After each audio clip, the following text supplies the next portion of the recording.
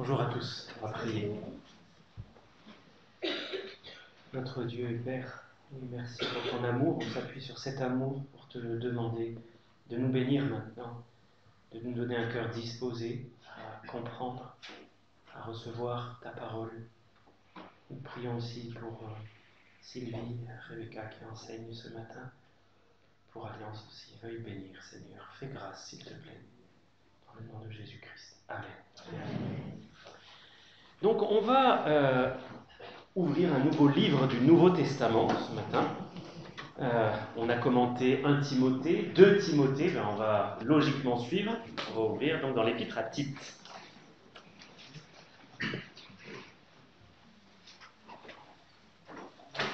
C'est une lettre qui est assez courte, l'épître à Tite, et assez semblable à celle que nous avons déjà lue précédemment, 1 Timothée et 2 Timothée. Elles se ressemblent beaucoup. Elles contiennent des enseignements assez semblables, assez similaires. C'est pourquoi on va s'attarder sans doute un petit peu moins dessus, peut-être qu'on s'y attardera un peu différemment. Je ne sais pas si vous vous souvenez, quand on a étudié les épîtres à Timothée, on avait vu que Paul avait laissé Timothée à Éphèse. Et là, on va voir qu'il a aussi laissé Tite, qui était un autre de ses collaborateurs, ailleurs, mais en Crète, sur l'île de Crète.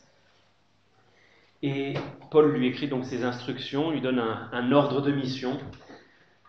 Dans le langage professionnel d'aujourd'hui, on dirait une fiche de poste. Voilà ce que tu as à faire. Et comme à chaque fois, il va commencer par des salutations. Alors, si vous avez déjà lu tout le Nouveau Testament, il ne vous aura pas échappé qu'il est majoritairement composé de lettres. Les épîtres, ce sont des lettres, et que toutes commencent, presque toutes, commencent par des salutations. Mais ces salutations, elles peuvent nous sembler très semblables, mais elles sont aussi différentes, elles ont chacune des particularités. Et c'est la salutation de cette lettre qui va retenir notre attention ce matin. Donc on va lire Tite 1, les versets 1 à 4. Paul, serviteur de Dieu et apôtre de Jésus-Christ, pour la foi des élus de Dieu et la connaissance de la vérité qui est selon la piété, lesquels reposent sur l'espérance de la vie éternelle, promise avant tous les siècles par le Dieu qui ne ment point, et qui a manifesté sa parole en son temps, par la prédication qui m'a été confiée d'après l'ordre de Dieu notre Sauveur. À Tite, mon enfant légitime en notre commune foi, que la grâce et la paix te soient données de la part de Dieu le Père et de Jésus-Christ notre Sauveur. Voilà notre texte pour ce matin. On va plus particulièrement s'arrêter sur le verset 2.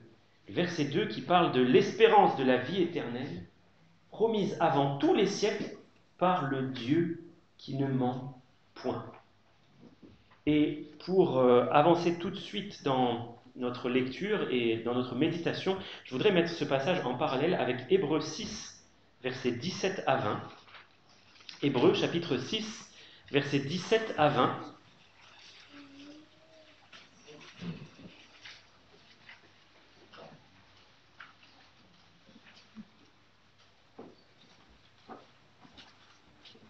C'est pourquoi Dieu, voulant montrer avec plus d'évidence aux héritiers de la promesse l'immuabilité de sa résolution, intervint par un serment, afin que par deux choses immuables, dans lesquelles il est impossible que Dieu mente, nous trouvions un puissant encouragement. Nous, dont le seul refuge a été de saisir l'espérance qui nous était proposée. Cette espérance, nous la possédons comme une encre de l'âme, sûre et solide. Elle pénètre au-delà du voile, là où Jésus est entré pour nous comme précurseur, ayant été fait souverain sacrificateur pour toujours, selon l'ordre de Melchisédek. Et je voudrais soumettre à notre lecture un troisième passage dans le livre des Nombres, chapitre 23, verset 19. Nombre 23, verset 19.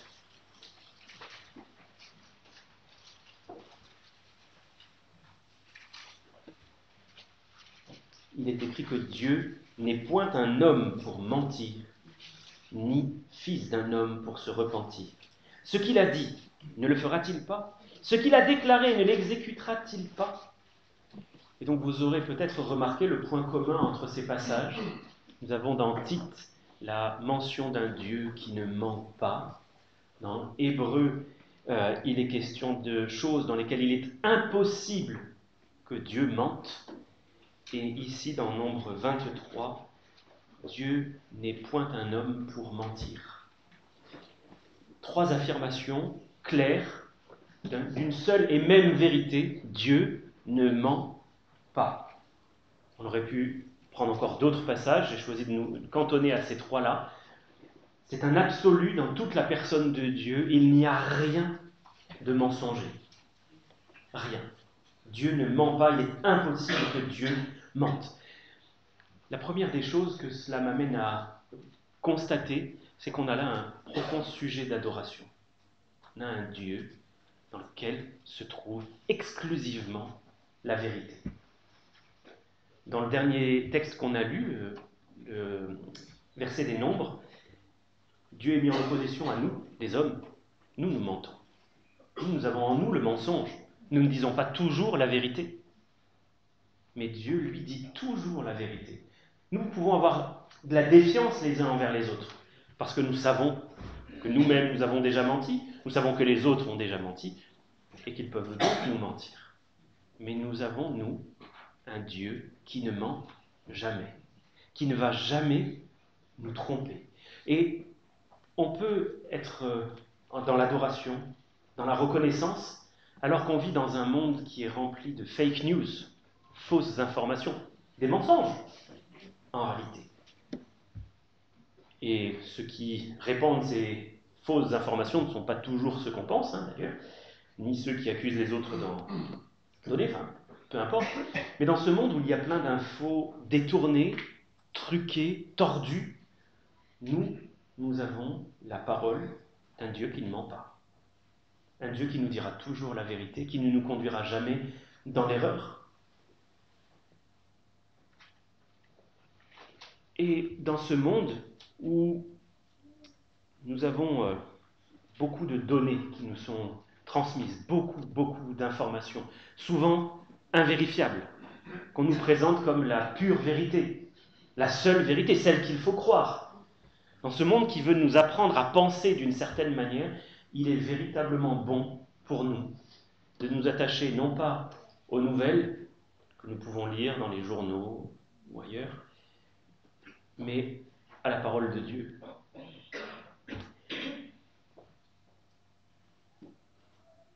Ça va rassurer nos cœurs de savoir qu'on a affaire à un Dieu de vérité, un Dieu qui ne va pas mentir, parce que nos cœurs ils vont très facilement tomber dans l'inquiétude.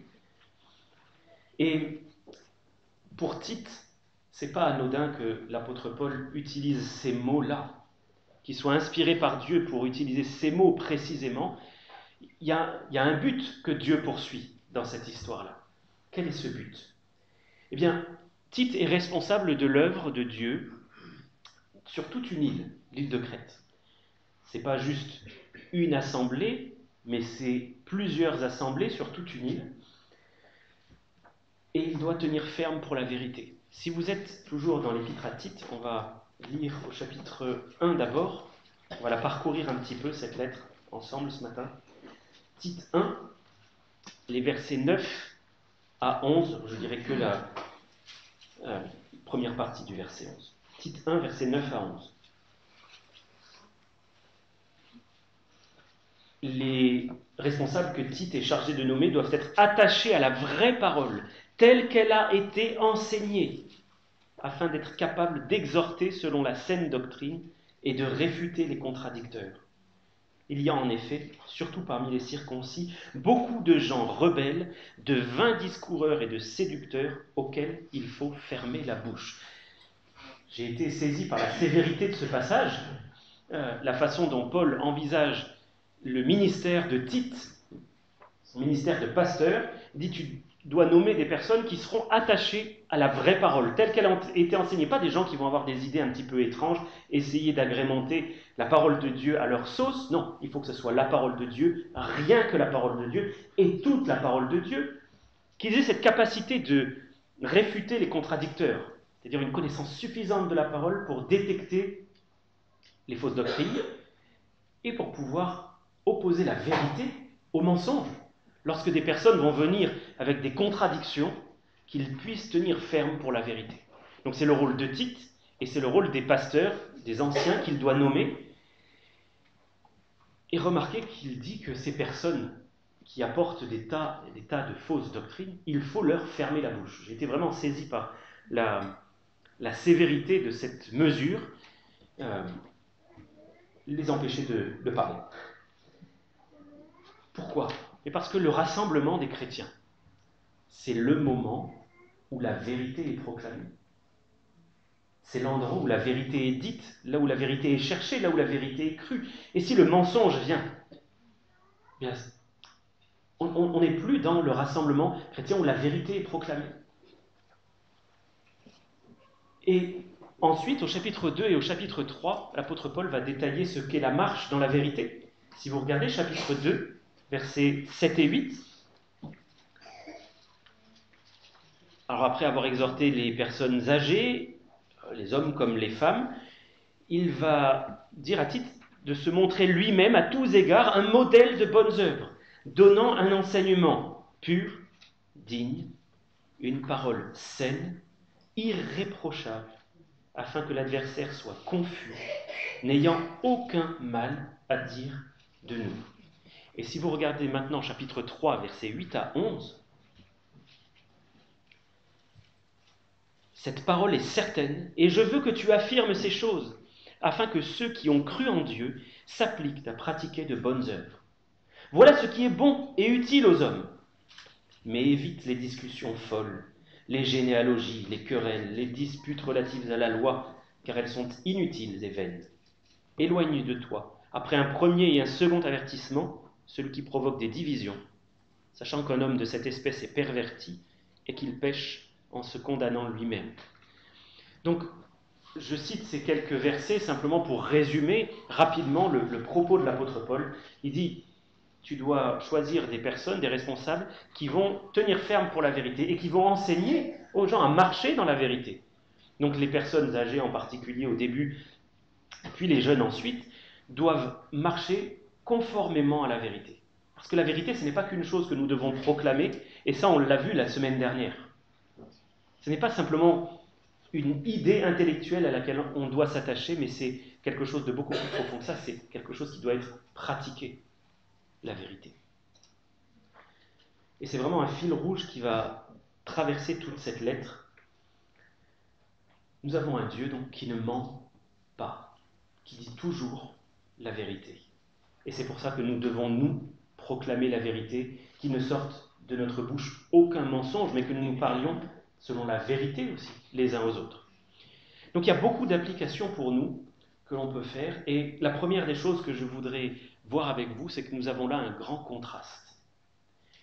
On a vu dans Nombre qu'il y avait un contraste entre Dieu, qui ne ment pas, parce qu'il n'est pas un homme, donc entre Dieu et nous les hommes. Mais en vérité, il me semble que le contraste est bien plus saisissant lorsqu'on lit Jean chapitre 8 et verset 44. Jean chapitre 8, verset 44.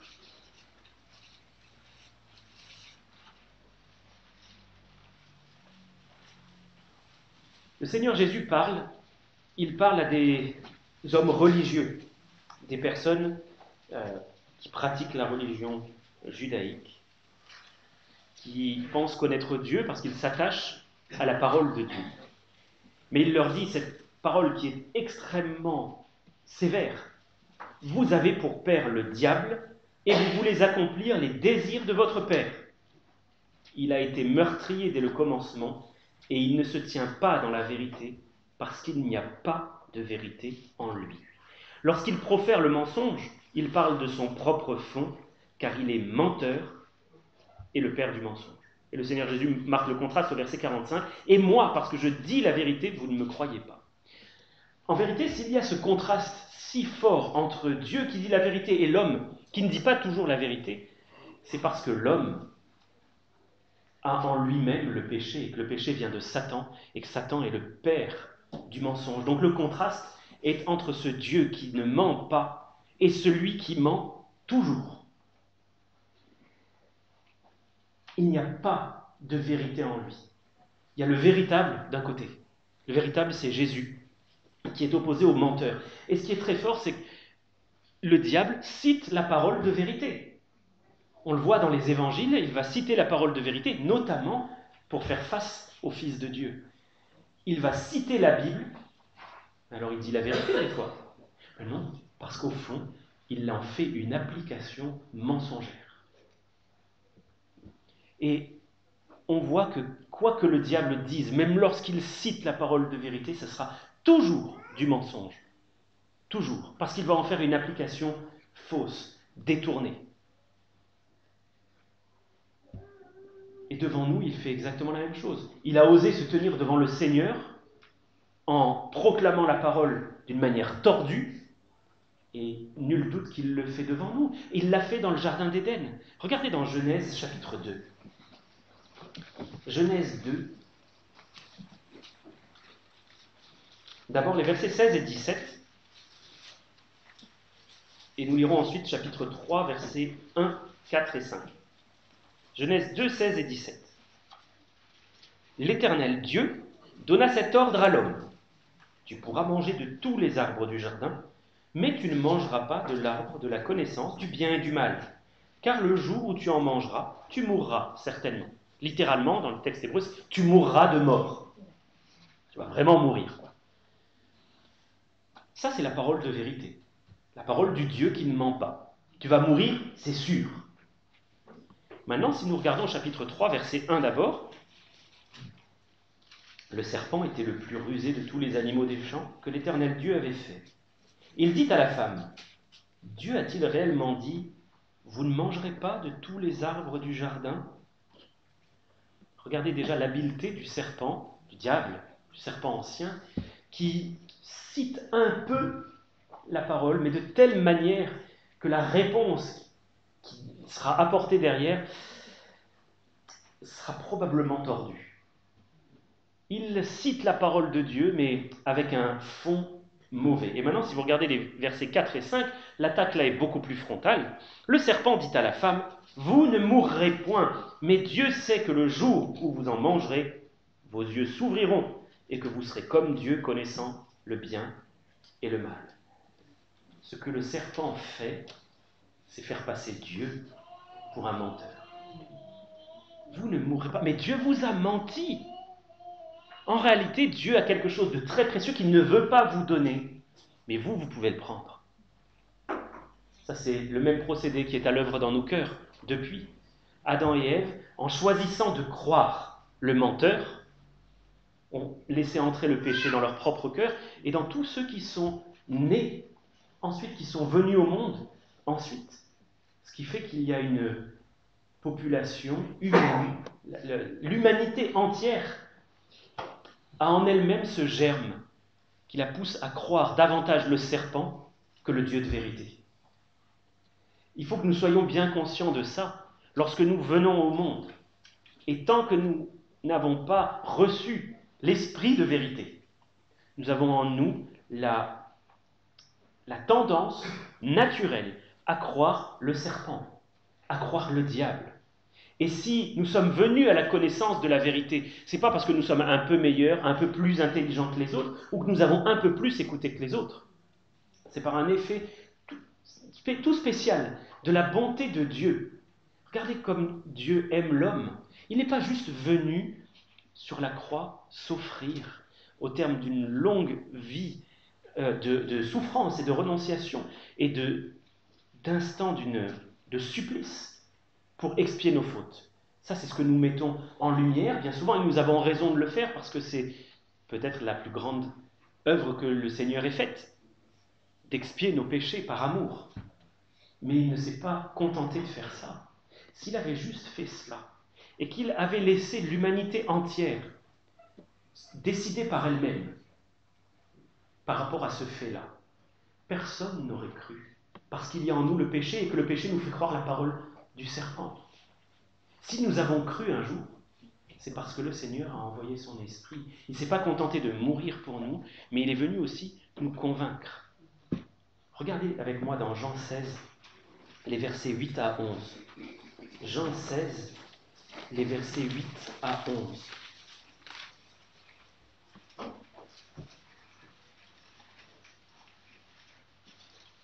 Le Seigneur est dans ses derniers instants, c'est sa dernière soirée. Il a probablement déjà institué le repas que nous avons commémoré ensemble tout à l'heure. Et il parle de son départ et du fait qu'il va envoyer le Saint-Esprit. Et il dit, quand il sera venu, le Saint-Esprit, il convaincra le monde en ce qui concerne le péché, la justice et le jugement. En ce qui concerne le péché, parce qu'il ne croit pas en moi. La justice, parce que je vais au Père et que vous ne me verrez plus. Le jugement, parce que le prince de ce monde est jugé. Je veux souligner plusieurs choses dans ce passage. Premièrement, que l'Esprit est là pour convaincre. Qui veut-il convaincre premièrement? Le monde. Le monde. L'Esprit est à l'œuvre dans le monde entier, tentant de convaincre, tantôt d'une manière, tantôt d'une autre, l'homme de péché. De péché, dit Jésus, parce qu'il ne croit pas en moi. Tant que nous ne croyons pas en Jésus, notre péché subsiste. Et ce que le Saint-Esprit fait dans le monde, c'est convaincre. Si nous avons cru, c'est parce que Dieu est venu nous chercher. C'est parce qu'il a supporté nos arguments, nos refus, nos mensonges, notre attachement aux mensonges, tous les arguments qu'on pouvait avoir contre lui, il les a supportés avec une grande patience. Et il a continué à plaider avec nous. Plaider, plaider et plaider sans arrêt. Je fais un tout petit aparté pour nous amener à comprendre ce qu'est le blasphème contre le Saint-Esprit. C'est refuser délibérément, avec endurcissement et avec persistance et jusqu'au bout, que le Saint-Esprit nous convainque de péché. Celui qui commet le blasphème contre le Saint-Esprit, c'est celui qui, arrivé au terme de sa vie, n'aura finalement jamais prêté attention à tout ce que Dieu aura voulu lui dire par son esprit, et qui mourra donc dans ses péchés. Il n'y a rien qui puisse pardonner cela.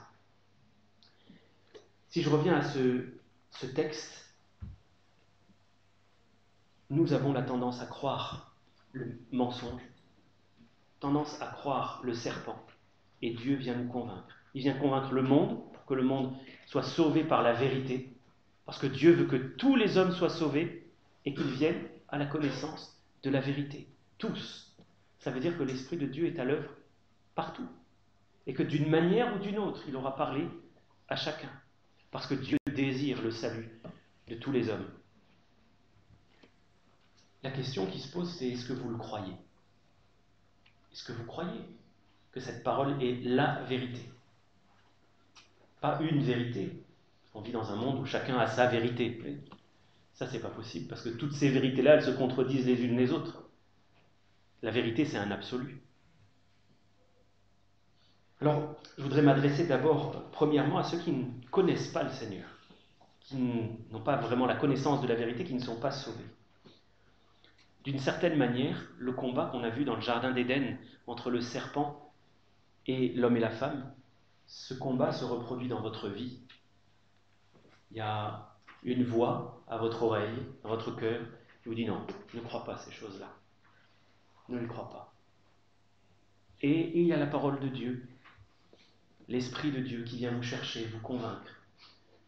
Si vous êtes là ce matin, j'ai bonne espérance qu'un jour vous soyez convaincus.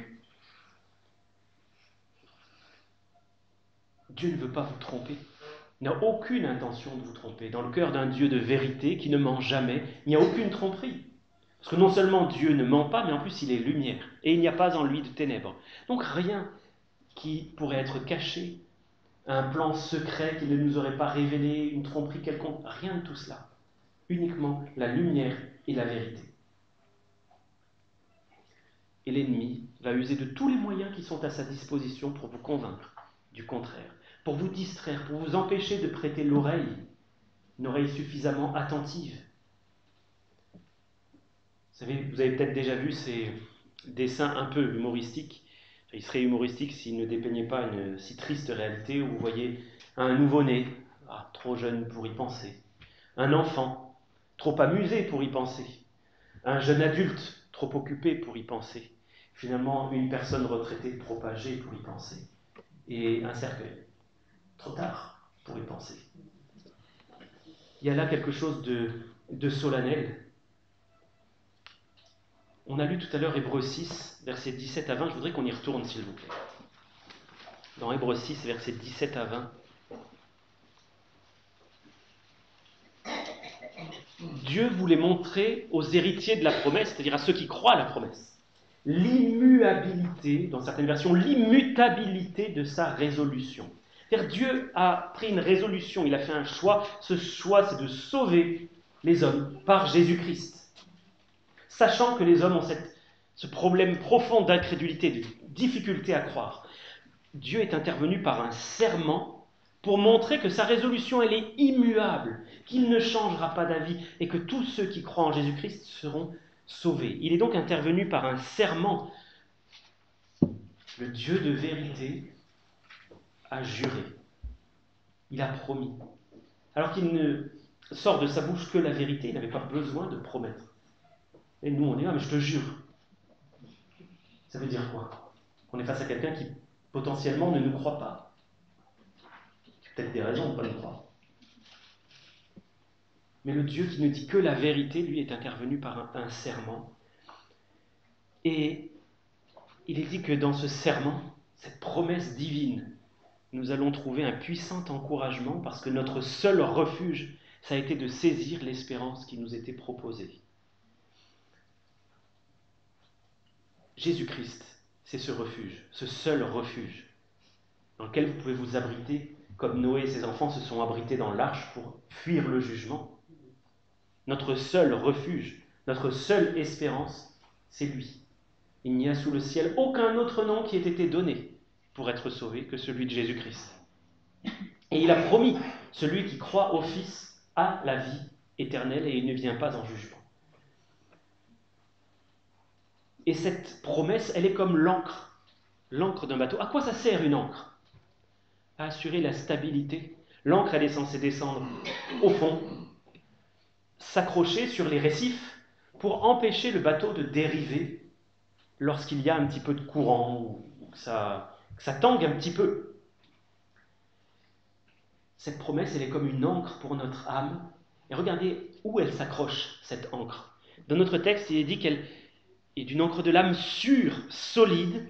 Elle pénètre au-delà du voile, là où Jésus est entré pour nous comme précurseur. Ce voile, dans le temple de l'Ancienne Alliance, il séparait le lieu saint du lieu très saint. Derrière ce voile, il y avait Dieu lui-même. Dieu assis sur les chérubins, la présence de Dieu. Le souverain sacrificateur pouvait y entrer juste une fois par an, avec la crainte d'être tué sur place à cause de son péché, mais nous, notre encre, elle pénètre là, dans la présence même de Dieu. Celui qui assure la solidité de l'encre, c'est Dieu lui-même, c'est sa promesse. Donc lorsque le doute vient se présenter, vous pouvez lui résister avec une foi ferme et lui opposer la parole de la vérité. Dieu ne ment pas et il a promis. Et il a promis. Et maintenant, après avoir encouragé ceux qui ne sont pas encore au Seigneur, je voudrais encourager mes frères et mes sœurs. Parce que l'épître à Tite, elle a été écrite à un chrétien et derrière Tite, ce sont des églises qui sont là et qui vont recevoir ces instructions. Et s'il y a ce rappel que Dieu ne ment pas, c'est peut-être bien qu'on en a besoin de se rappeler qu'on a un Dieu qui dit toujours la vérité. Le verset qui m'a entraîné dans toute cette méditation parlait de l'espérance de la vie éternelle, promise avant tous les siècles par le Dieu qui ne ment pas. Nous avons une espérance qui nous est donnée par un Dieu qui ne ment pas. Dans le monde, une espérance, c'est quelque chose d'incertain. J'espère qu'il fera beau demain. Nos amis ont espéré qu'il ferait beau à leur mariage. Leur espérance a été couronnée de succès, on va dire. Mais on n'était pas sûr. Dans le monde, on espère sans certitude. Dans le langage de Dieu, une espérance n'a rien d'incertain. C'est une certitude absolue, parce que Dieu ne ment pas. Et La Bible parle aussi d'une espérance qui ne trompe pas. Parfois, on a peur d'être trompé dans notre espérance. Et on hésite à s'appuyer pleinement sur la parole de Dieu, parce qu'on se dit, ouais, mais et si je m'étais trompé en faisant confiance à ce qui est écrit? Si je m'étais trompé. L'espérance divine ne trompe pas. Lorsque nous nous appuyons sur la parole du Dieu de vérité, n'ayons aucun doute. Rejetons les doutes. Condamnons-les. Parce que ça ne vient pas de Dieu. Il y a de nombreuses exhortations dans la parole pour que justement nous croyions et que nous ne doutions pas. Que nous chassions le doute. Il y a un verset qui souvent me revient en mémoire dans l'évangile de Marc, et qui est un ordre du Seigneur. Il dit « Croyez à la bonne nouvelle ». Dans Marc 1,15, « Croyez à la bonne nouvelle ». C'est un ordre. Nous avons l'ordre de croire et de ne pas douter de cette bonne nouvelle que Dieu nous aime, qu'il a envoyé son Fils pour nous sauver, et que si nous avons placé notre espérance en lui, nous ne serons pas confus. On est exhorté à croire et à ne pas douter, non seulement au sujet des promesses qui nous font du bien, et elles sont nombreuses, merci Seigneur, mais on est aussi exhorté à ne pas douter de tout ce qui, dans la parole de Dieu, peut nous mettre mal à l'aise, nous déranger, nous mettre en lumière notre péché, tout ce qui nous met aussi au défi. Il y a de nombreuses paroles dans la Bible qui nous mettent au défi, qui nous encouragent à croire Dieu sur parole et à le laisser agir. Il y en a notamment une, dans le psaume 37, verset 5, il recommande à l'Éternel tes œuvres. Non, pardon, je suis en train de me tromper, de confondre. Je voulais le citer de tête, et voyez, psaume 37, verset 5, recommande ton sort à l'Éternel, mets en lui ta confiance, et il agira. Recommande ton sort à l'Éternel, mets en lui ta confiance, et il agira. Est-ce qu'on n'a pas des doutes au sujet de ça, finalement, que Dieu va agir, parce qu'on ne le voit pas? Est-ce que c'est pas ça, le fond de notre problème? Je pense aussi à cette parole que Jésus a adressée à un papa qui venait à l'instant d'apprendre la mort de sa fille. Que lui a dit Jésus? Ne crains pas, crois seulement. Crois seulement. C'est fort. Et on va regarder dans Marc, chapitre 11, versets 22 et 23. Marc 11, versets 22 et 23.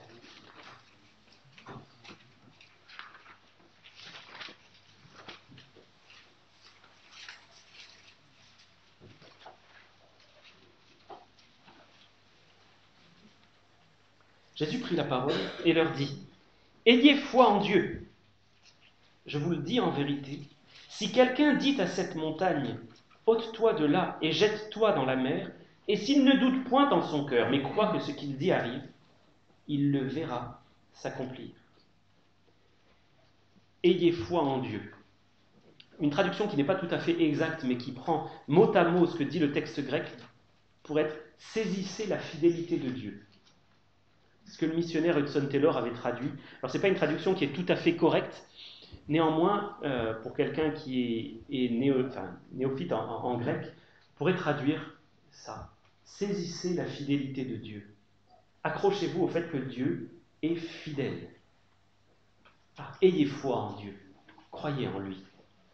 Et c'est parce que Dieu ne ment pas qu'on peut avoir cette confiance absolue. Et Dieu nous encourage à avoir une foi qui est audacieuse. Il y a une sœur qui m'exhorte régulièrement à croire que Dieu peut faire de grandes choses. Et elle a raison. Dieu peut faire de grandes choses. Et croire avec audace. Avec ce rappel qu'on lit dans Matthieu 9, versets 27 et 29. Matthieu 9, versets 27 et 29. Jésus est face à deux aveugles. Je vous lis ce passage. Étant parti de là, Jésus fut suivi par deux aveugles qui criaient « Aie pitié de nous, fils de David !» Lorsqu'il fut arrivé à la maison, les aveugles s'approchèrent de lui, et Jésus leur dit, « Croyez-vous que je puisse faire cela ?»« Oui, Seigneur, » lui répondirent-ils. Alors il toucha leurs yeux en disant, « Qu'il vous soit fait selon votre foi. » Ça m'a repris de relire ce passage parce que Jésus nous exauce en proportion de la foi que nous avons en lui. Et parfois nous manquons de foi, nous manquons d'audace, nous manquons de cette simplicité qui amène à croire le plus simplement du monde ce que Dieu dit et que puisqu'il l'a dit, il va le faire. Mais on raisonne et on laisse la machine à penser s'enclencher et les arguments venir qui peuvent, ah oui mais peut-être que Dieu n'a pas voulu vraiment dire ça, mais peut-être qu'il va le faire, pas pour moi, mais... Et alors, toutes ces pensées qui viennent comme des flots incessants, si on ne leur oppose pas la parole de vérité, on finit par dire, bah non, cette parole, elle n'était pas pour moi. Il me semble que de manière générale, on a quelques difficultés à croire avec simplicité. On lit la Bible, mais parfois c'est par devoir plus que par le fait de se nourrir soi-même. Et on va tous rencontrer à divers moments des problèmes, des difficultés, des épreuves. Souvent on fait preuve on essaie de manifester beaucoup d'énergie pour se sortir de ces difficultés. On va dépenser une énergie folle pour résoudre nos problèmes, au lieu de venir à celui qui a les solutions et de croire simplement qu'il est là. Il dit, je suis avec toi, ne promène pas des regards inquiets, je suis ton Dieu, je viens à ton secours, je te fortifie, je te soutiens de ma droite triomphante. Ne crains pas, crois seulement. Et nous, souvent, on fait l'inverse. On ne croit pas et on craint seulement.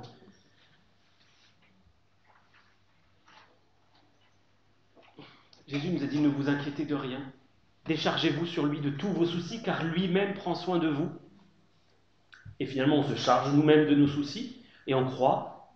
De fait, c'est ce que montre notre cœur et nos actions. On croit que Dieu ne prend pas vraiment soin de nous.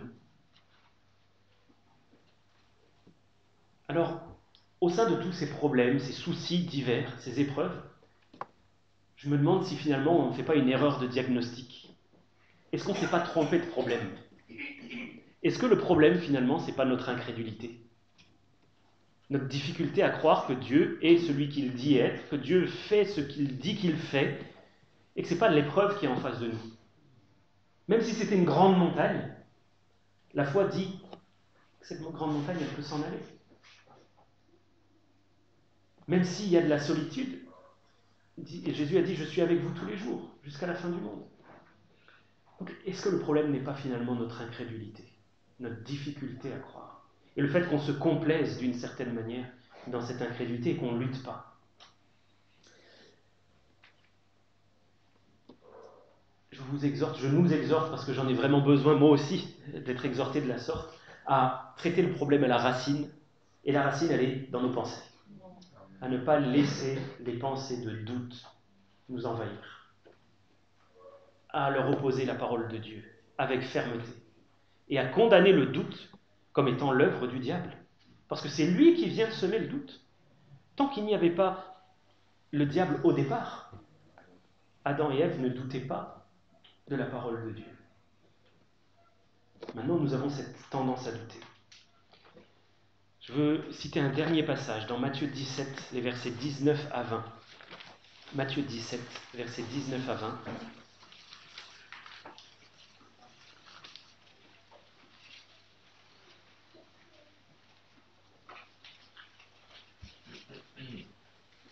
Les disciples n'avaient pas réussi à chasser un démon. Alors les disciples s'approchèrent de Jésus et lui dirent en particulier, « Pourquoi n'avons-nous pu chasser ce démon ?»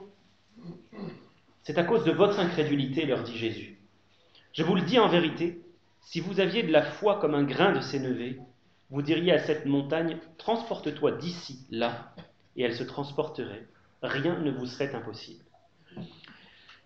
Le problème n'est pas tellement la quantité de foi, mais d'avoir la foi, en réalité. Même une foi aussi petite qu'un grain de moutarde. Si vous avez déjà mangé de la moutarde à l'ancienne, vous voyez les grains de moutarde, ils sont déjà bien hydratés. Hein. Donc imaginez-les secs, ces grains de moutarde. Même une foi si petite que ça peut transporter une montagne. Donc le problème n'est pas la quantité de foi, mais d'avoir la foi, de décider de s'emparer par la foi de la promesse, des promesses que Dieu nous fait, et d'avoir la foi tout court. Alors que le Seigneur renouvelle notre intelligence lorsque nous lisons la parole et qu'il nous donne de nous nourrir véritablement des promesses, celles qui nous sont agréables comme celles qui le sont peut-être un peu moins, de ses ordres aussi, de croire sur parole ce que Dieu dit. Il y avait un prédicateur dont je n'ai pas retenu le nom, mais qui lisait beaucoup la Bible, et un jour quelqu'un lui a demandé « Mais pourquoi lis-tu autant la Bible ?» Il dit « J'ai peur de passer à côté des promesses. J'ai peur d'en oublier. » Que nous puissions être habités par cette même attitude. Prions ensemble.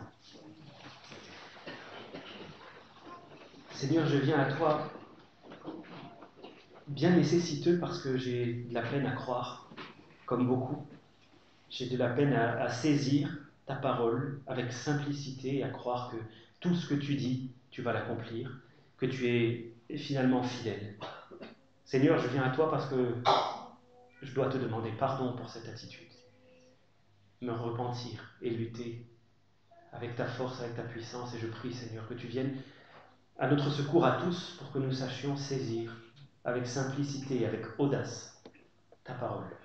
Nous confions simplement en toi, qui es un Dieu qui ne ment jamais.